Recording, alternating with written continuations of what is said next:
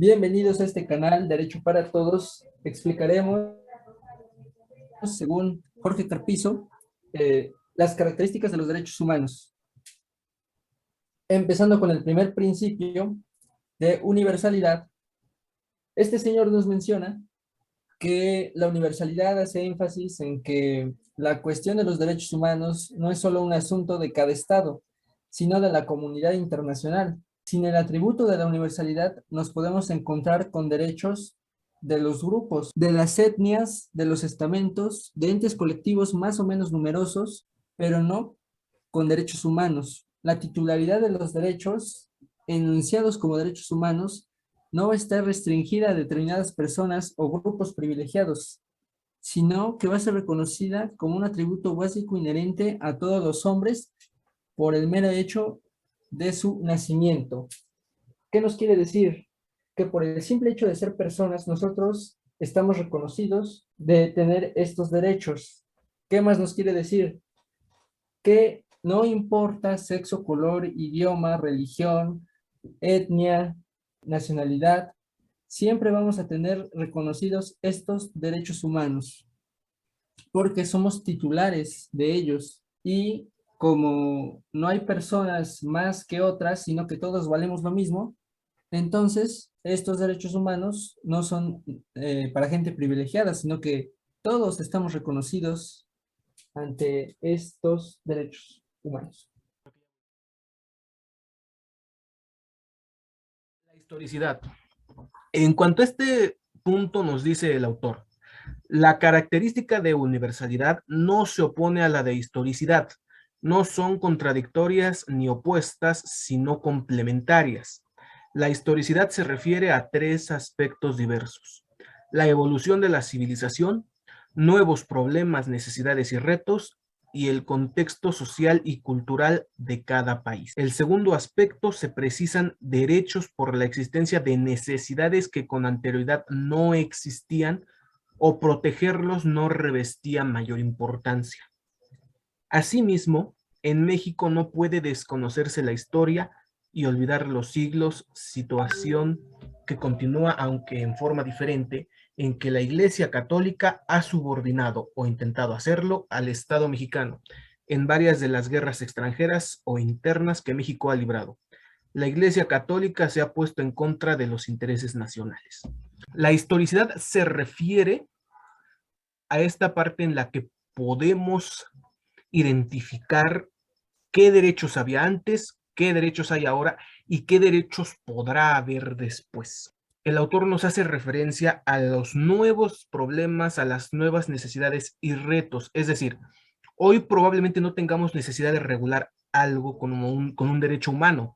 Sin embargo, en un futuro sí vamos a tener una necesidad, sí vamos a tener una problemática que nos va a demandar a nosotros como sociedad inventar un derecho humano. Y tal es el caso de los derechos que pueden ser creados por autoridades jurisdiccionales en México. Por ejemplo, el derecho al aborto, que sin entrar en la controversia que existe sobre este tema, es un derecho que ya se inventó, es un derecho que no existía, en el que se le reconoce a la mujer sobre decidir sobre su propio cuerpo. El día de mañana, una problemática que probablemente no tenemos en este momento contemplada o que no es para nosotros pensable, va a llegar a ser necesario que se cubra con un derecho humano. A esto se refiere la historicidad.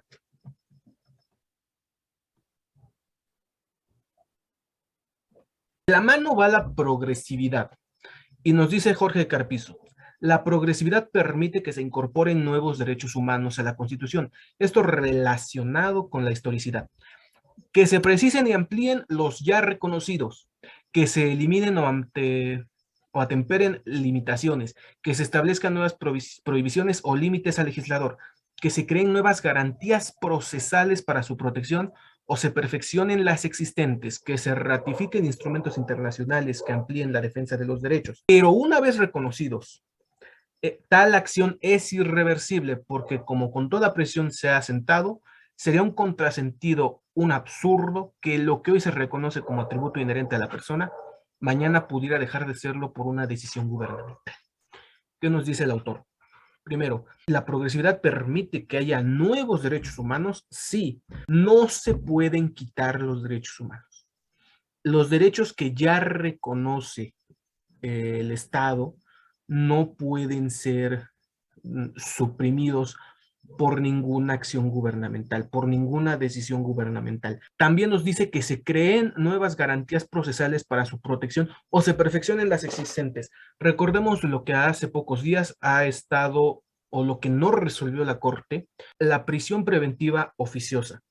Que una persona, mientras se hace la averiguación sobre su delito, esté en prisión como medida cautelar para evitar que se escape.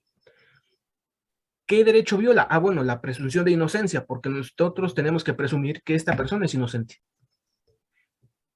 A eso se refiere con nuevas garantías procesales. Suprimir la prisión preventiva oficiosa porque está violando el derecho humano del imputado a que se le reconozca su presunción de inocencia, a que nosotros lo tengamos por inocente hasta que no haya una sentencia que diga lo contrario. Aspecto protector también toca a mí, ¿verdad? Aspecto protector. El aspecto protector, nos dice Jorge Carpizo, estriba en que se ampara a toda persona humana, en virtud de que hasta el más poderoso puede llegar a necesitarlo. Incluso se ha llegado a sostener que los derechos humanos no deben proteger solo a la persona, sino también a la comunidad nacional, sociológica y políticamente a toda la nación.